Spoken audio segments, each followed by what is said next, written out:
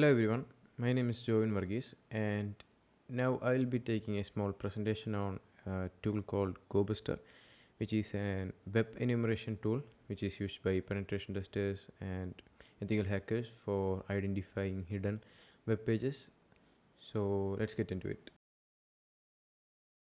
So these are the contents that we will be looking at. So we will be looking at what Gobuster is, how to install it and see the manual of it, and why should we enumerate a web application, and we will be looking at different modes, different flags of Gobuster, and we will be using Gobuster to enumerate a web application, a test web application, and see how to use it and different ways of using it. So let's see what Gobuster is. So Gobuster is a lightweight, fast command line tool written in the Go language that the pen testers use to discover hidden web contents like directories, files, subdomains, virtual hosts, cloud buckets, etc. So they use Gobuster to brute force names from a word list. So we'll be looking at what a word list is later in this section. So Gobuster is valued for its speed, streaming output, and multiple modes, multiple flags. And when it is paired with a very good word list and a proxy like burp suite, it can be a very powerful tool a penetration tester can use. So now let's see how to install Gobuster. So we'll be showing this on the terminal when we are doing the practical, but now let's look at the command to install it.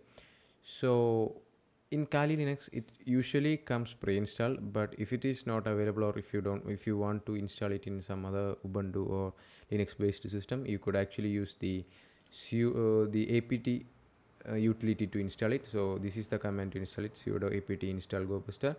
Or if you want to install it install it using Go, you could actually go to their website and install it using the link, or you could use this command. So now to view its manual, or by viewing the manual you can actually see the different features, different modes, a lot of flags that we will not be looking at in this section. So you could actually read the description, read different ways you could use it, and also to see the manual you could actually type man Gobuster. That will pull up the manual. We'll be looking at this also in the presentation, in the practical. So let's see why we should enumerate. So there are different reasons why we should enumerate. So the first reason would be map the attack surface. So that means when we actually use tools like Gobuster to enumerate the web application and find different hidden and non-hidden web application, that actually lets us see more of the attack surface. When we have more attack surface, the possibilities of us finding a vulnerability also increases.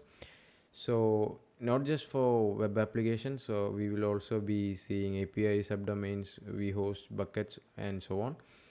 The next thing is discover hidden functionality. So let's say a web application will probably have the admin page, and sometimes they might be unsecure, or they might be uh, accessible by anyone. So we could also get access to it, or to some debug endpoints, staging sites, backdoors, or even backup or shared files. So that is another reason why we should enumerate. The next thing is locate sensitive files or data. So we might be able to find configuration files, environment file, backups, logs, or something like, let's say, version control systems files or something like that when we enumerate. So that's another reason. The next reason that we should enumerate would be identify forgotten or legacy endpoints. So when new versions of the same web page actually comes to use, or when it goes public, the older ones might still be there, or some other web pages that are used for functions that currently does not exist, or does not provided by the company, might still be there and can be accessed by the user. So we might be able to find something like that when we enumerate. So the next reason would be it might be able to reveal application logic and behavior. So when we enumerate, we get different status codes, redirects, and a lot of things like that. So that will actually help us infer about things like routing parameters, access controls, and things like that. We could be able to analyze the different response and all. So the next reason would be find footholds for exploitation. So when we actually enumerate, we will be able to expose more and more, like we said about the attack surfaces. We would be able to expose more input points that could be useful for remote code execution, SQL injection, local file inclusion, and things like that. So it actually gives us more options to attack or give inputs to exploit. So the next reason would be help prioritize testing. So this would be so that when we actually enumerate, we might find things that could be useful, so that when we get more and more options, we could differentiate which ones would be useful or which one would be more vulnerable and which one would not be vulnerable. So that would actually prevent us from wasting our time, and we will only focus on the things that actually matter. And the next thing would be improve fuzzing or attack efficiency. So when we enumerate, we might come across new or more URL paths or URL parameters that can actually allow us to enumerate better payloads, create better payloads and create more targeted scans. Okay. So let's look at the Gobuster tool, and we will be looking at some of its modes and flag. So let's look at modes. So let me tell you what a mode is in Gobuster. So a mode is a high level action that the tool performs. So it actually tells the tool what kind of resource to brute force. Each mode has its own flags and purposes, and we'll be looking at each of the modes. So what this does is we are actually telling we want to do a directory search, we want to do a DNS search, or we want to do a bucket listing or something like that. So this is the mode is actually important. We have to specify that on each of our command, and this actually tells the tool that we want to check for this specific kind of resources, and we don't want to check for this and things like that. So there are 7 different modes. So the first one is dir, which actually stands for directory, and this is actually used for brute forcing the directory. The second mode will be DNS. This would be used for DNS subdomain brute force mode, or DNS subdomain brute forcing. Then the third mode, it will be S3, which actually enumerates open S3 buckets and looks for existing buckets and lists the ones that exist. So the next one would be GCS, which actually enumerate open Google Cloud buckets like the previous one. The other one would be vhost or virtual host, which actually brute forces virtual host, and it's not the same as the DNS. The other one would be fuzz. This one is actually similar to the tool called as fuff, which if you have used, you know that you would put the keyword fuzz the keyword fuzz in a specific part of the URL, and when the tool is running, it will actually replace that keyword with each and every word from the word list. So this mode actually works same as the fuff tool. So that's what the first mode is for. Then TFTP mode would be used to brute force TFTP files. So that's it for the modes. Now we'll be looking at Gobuster flags. So I will tell you what the Gobuster flags are, and there are like a lot of flags that we could use with Gobuster, but in our case we will be looking at only a few of them. So let me tell you what a flag is. So flags are command line options that you pass to Gobuster to change how it runs, which actually means which target or which word list to use, how many threads, or how often do you want to send requests to, or what to print, should you print or should you not print to the terminal, do you want to save the result in a file, or if you don't want to, or etc. So that's what flags are for.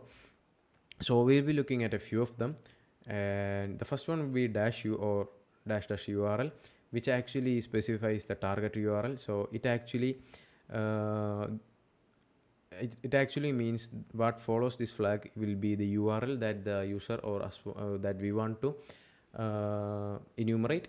So the next one would be -d or domain flag, So this one is for the DNS mode, and this targets the domain, or that this actually specifies that the domain that we want to target. The other one is dash w or word list. This actually is the path to the word list that we want to use. So there can be many different types of word lists that exist, and we might want to use one of them. So we will actually have to specify that with the dash w flag. The other one is dash t or threads. This actually means, or this actually specifies the number of workers. So if you don't know what that is, so when the Gobuster tool is sending request to the server, it will be sending request concurrently. So by default this number is set to 10. In some cases that might cause some firewalls to trigger, or some load balancers or some limits to get triggered, so it might cause an error. So we might want to put this down to like 2 or 1 per second, or only one thread, so that actually slows the traffic down and we might get a more cleaner and good scan. Now the next one would be dash s of status.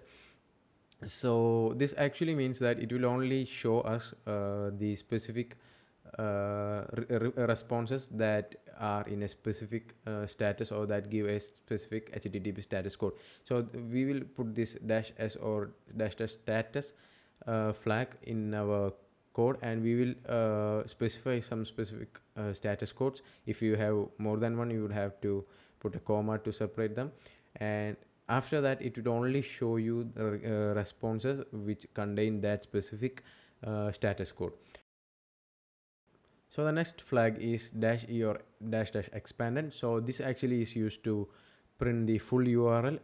So when you actually see the result from the scans in the terminal, this can be used to see the full URL. The next one is dash o or dash dash output. So this one is used to save results to a file. So let's say instead of seeing the all of the responses in the terminal, you want it to be in a file so that you could access it later. So this is the one that you would use. So you would put the dash o or dash dash output flag in the command, and you would specify a file or a specific file path. So the responses will be stored in that specific file. So the next option is dash dash delay. So this actually is used to pause after each responses, or to specify how long each response should be. So this is specified in seconds. So you would have to specify in 1 second, or if you want half a second, you could put 0.5 seconds in the command. So this will actually send the next request only after that specific time. The next one is dash q or quiet, which actually reduces non-essential outputs. So this is only show you specific or important outputs to the terminal. It won't be a lot of information. That would be minimal number of, or minimal amount of information on the terminal. The next flag is the timeout flag, which actually set network timeout, so that it won't be hanging the network, or there is some request might be slow and it might hang. So the timeout flag will actually avoid that. It's also set in seconds. Now let's look at the practical. So we will be looking at this in my Kali system. So to install this, we will be using the command sudo apt install gobuster. I already have this installed, so it will not run.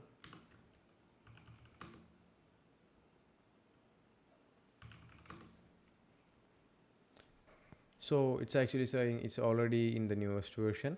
So if you don't have this, it will actually install.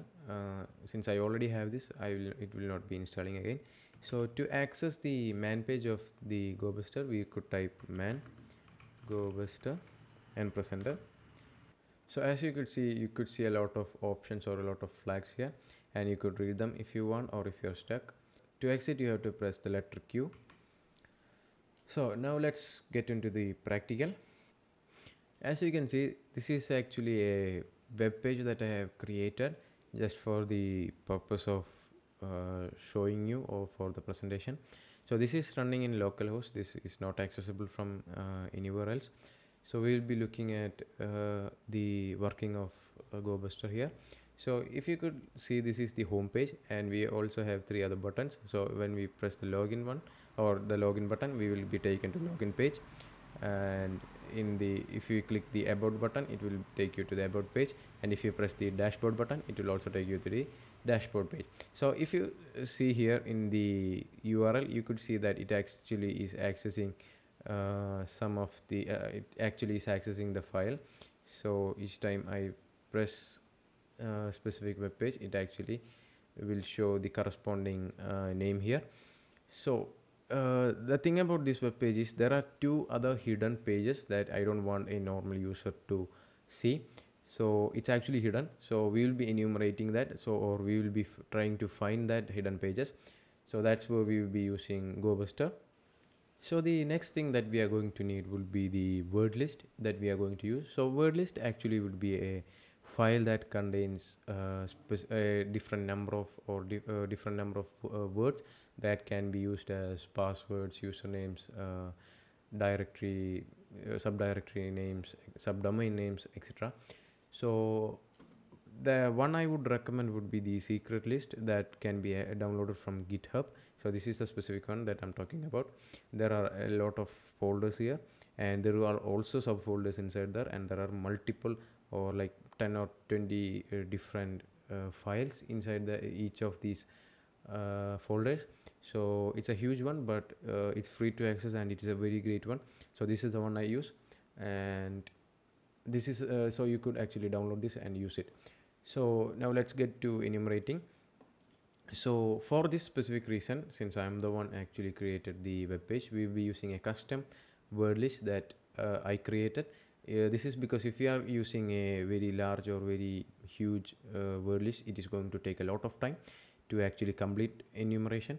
So that is actually going to take like 1 hour or half an hour. So instead I have actually created a small word list. I will show you that. So this is the word list that I am going to use. This is the one I created. So there is only this much of names or words here. So it will be way faster to enumerate. So two of these names are actual names for the file that we have in the web page. So we will get the result. So let's start, or let's use Gobuster. So I am going to type Gobuster.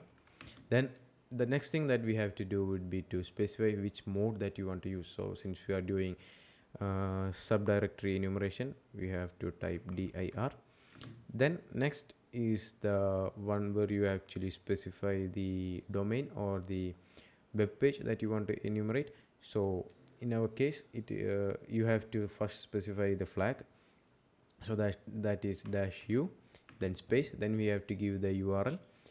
So I'll be copying the URL and pasting it here. So in here you should actually remove the last part, or the uh, name of the current web page. So now that is set. Now you actually have to specify the word list. To specify the word list, you have to type -w. Then you actually have to give the path of the word list. So to give that,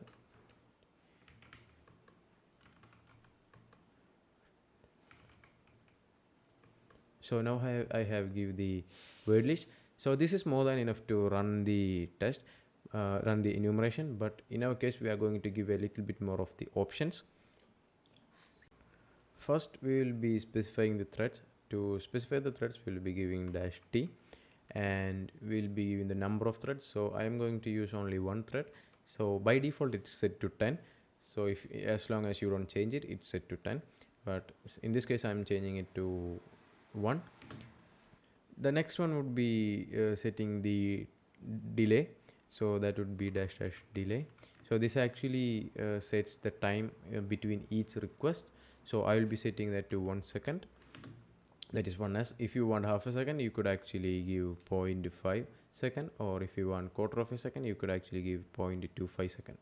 After this we will be giving two more flags. The next one would be the -x, which actually is not explained in the presentation, but what this actually does is it actually will look for specific file types. So let's say you want to look for PHP file, so we will give PHP, or if you want HTML file, we will actually give HTML. So you don't have to put the period in before this. You don't have to give it like this. You could just type the file name. So in this case, we will only be looking for HTML files. So that's set. And the last one would be to set the output file. So for that, we would be giving -0. So sorry, -o, and we have to specify the file location. So I'm going to specify the file location and file name, and that file does not have to be there before you run this. It will also automatically create that file if it does not exist. So I'm going to give the file location, and I'm going to give output as the file name .txt. And now we are all set, and I'm going to press enter. As you could see, it's actually running. This is the number of requests that we are sending, that we have sent, and this is the number of requests that have to be sent. And as you could see, it have found a file or found a subdirectory, and we could also see the status code, and we will wait for this to complete. This is going this much slow because we actually specify the delay and the number of workers already. But if you haven't specified that, it will be way lot faster with this number of words. And we will wait. Okay, so now as you could see, we actually have found two subdirectories, and we could actually test them. So I'm going to copy this.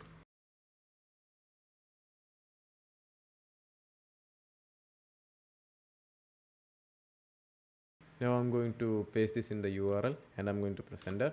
As you could see, there is a web page in that name, and I'm going to check the second one.